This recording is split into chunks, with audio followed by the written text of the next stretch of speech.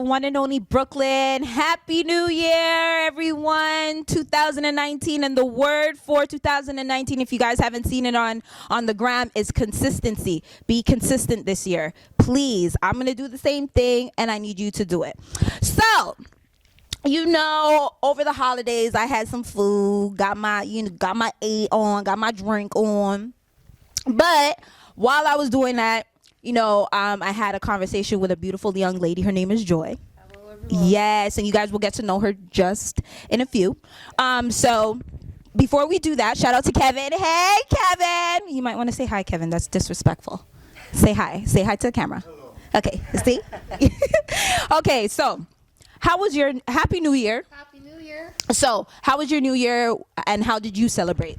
My New Year was actually pretty awesome. We didn't really do anything fun, but here's why it was awesome. I needed the rest. I needed to sleep. I need to just chill out. We spent our Christmas with my grandparents, so that was awesome. And other than that, we were just merry. See, that's what I like. You see, that's what I like. I like that energy. You say. So you've lived in Toronto for a very, very long time. In the GTA, definitely. Yeah. So which parts of the GTA have you lived in?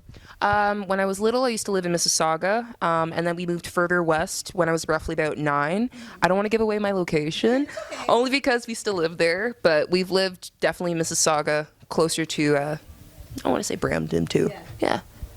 And where do you like better? Do you like where you're living now, or where you used to live?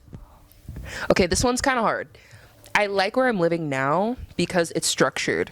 If I was living there, like maybe when I was a kid, like I probably wouldn't have grown up the same way to be like so open and so caring about others and charismatic. I'm not gloating, that's just me. But that's what I've been okay with. So I probably prefer Mississauga when it comes to family and bonds. But the other place when it comes to development, definitely. Yes, honey. And she's very pretty, as you guys can see, very gorgeous and everything. Thank you, Zulang. Yes, honey.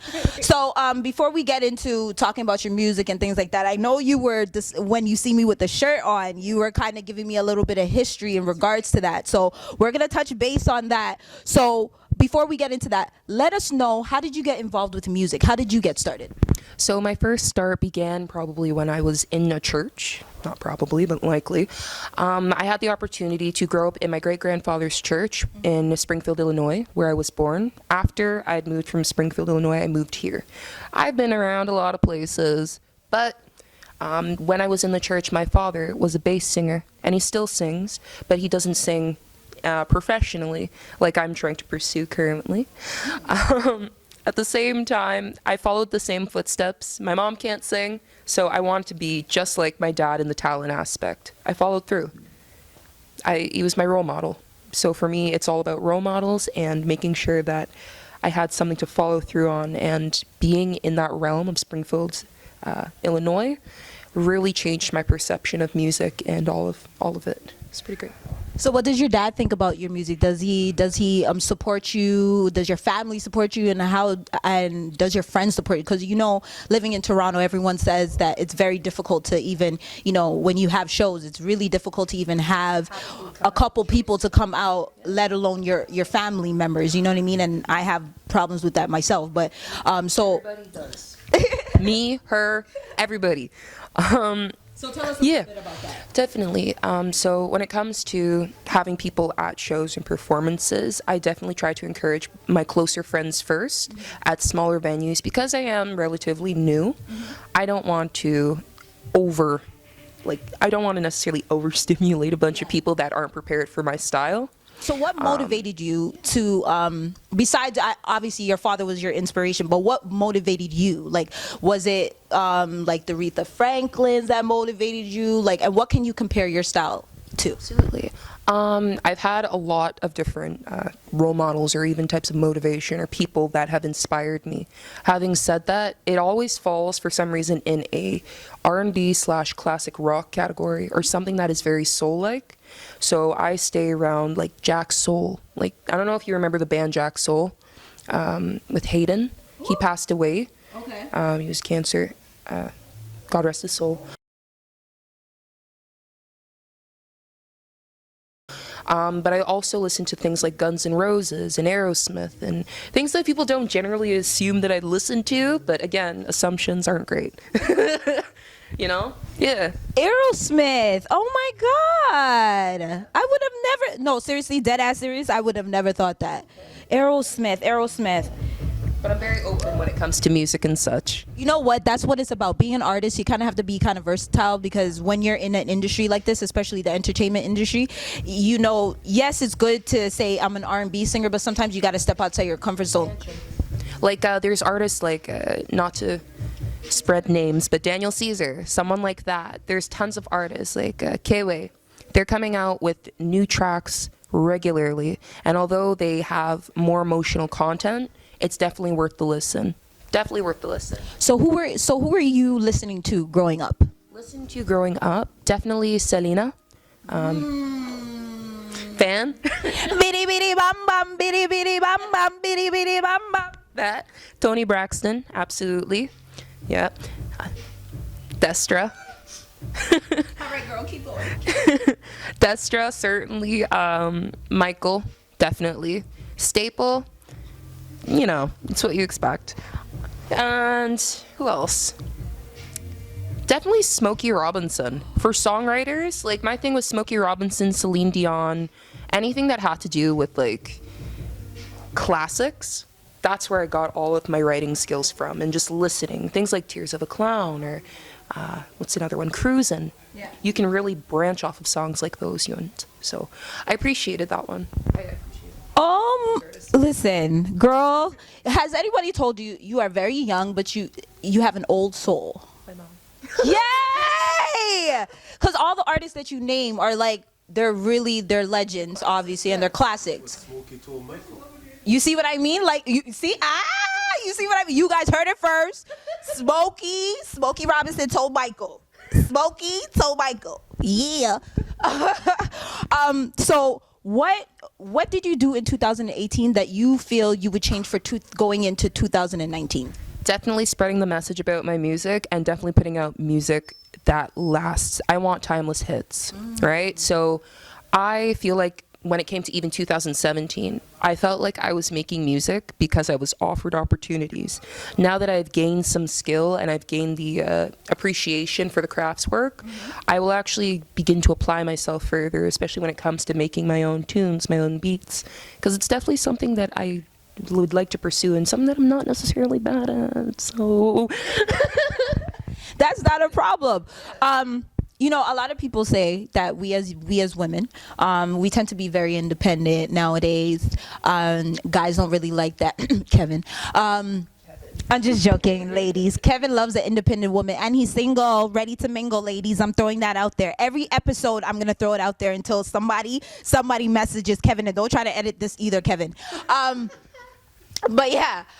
So you being an independent woman, you were telling me that you're not only involved in singing, you also do various other crafts. You have other crafts as well. Can you let us know a couple of your crafts that you have, and what interests you the most besides singing? What interests you most? I also play guitar. I play a few instruments, but guitar is my main one as of right now. When I was little, I used to also play trumpet. Played saxophone, bari, alto, yeah, that was it. And I also played clarinet. I had a field with all these different instruments, and it was just something that I really connected to. When I was in high school, I had quite a bit of trouble in terms of making friends, so that's probably where my independence came from, quite a bit. And I spent a lot of time in solitude, making the craft, making the beats. But other than that, I got the opportunity to work with videography. I got the opportunity to also work with Photoshop. So if anybody needs me to edit their pictures, Joy will do it. Kevin. I play sports. I play a bunch of sports, but I like to do it for leisure now. I'm almost a black belt in martial arts. It's not that important, but it's going to be important for self-defense and being independent. Catch us outside. How about that? Yes, honey.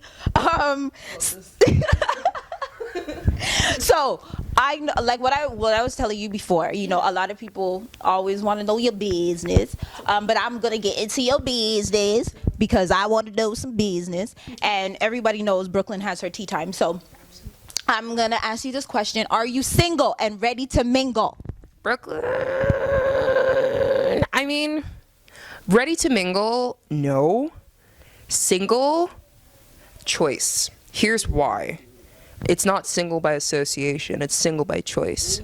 A lot of people are not doing that, especially last year and in 2019. I'll tell you why.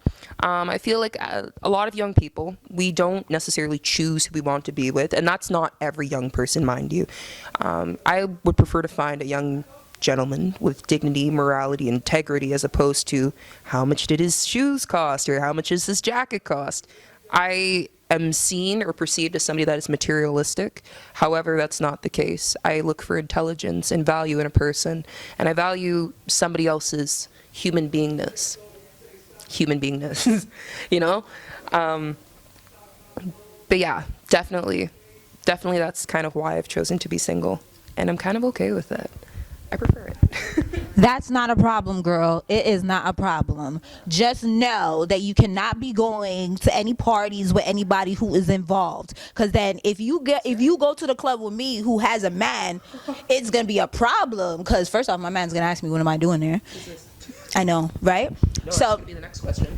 exactly. What do you find when it comes to situations in Toronto, like with the gun violence and things that's been happening out here? Do you feel people with platforms should be out there in the streets or even on their own social medias letting people know about, hey, let's stop the violence, or hey, you know, let's do something about it, the same way the Americans do it? Do you think that we should be doing that because of the violence that's been going on in our streets? Is it only relative to just gun violence or violence generally? Okay. Here's my thing with Toronto. We're the GTA. Ontario, it's very big, but we are the GTA. So our message will get across much closer, much further if it's within the GTA. If it's globalized, international, I see it 50-50. These are just stats. But when it comes to actually spreading the message, I definitely believe that Canadian or Torontonians have that opportunity to spread that type of awareness, whether it just be like Canadian citizens or whether it be American citizens. I see platforms like 905 TV, I think that's what it's called, or 6Buzz, right? 6Buzz. 6Buzz. 6Buzz. So, you know, definitely platforms like that. I will say this, because artists have the opportunity to have more of an appropriate voice, whereas 6Buzz, they kind of just have a stream of content that they're allowed to post. Artists have to be very careful about the way that they interpret things so that they can pose it onto their audience, right? So definitely, we as artists, as makers and creators, we have the voice to speak up and say what's right and what's wrong without manipulating or destroying the opinion of someone else. So definitely that's one. So what are your plans for 2019? What can we expect? So I'm definitely going to try and get a lot of my music on streamable platforms besides just SoundCloud. It's definitely something that I wanted to do. I have not done it yet because I wanted to go through a little bit of a trial run just to see what type of demographic or what type of clout people like, or, you know, what they like about my music, you know. So definitely going to be putting things on streamable platform. The consistency of my photos is going to stay the same.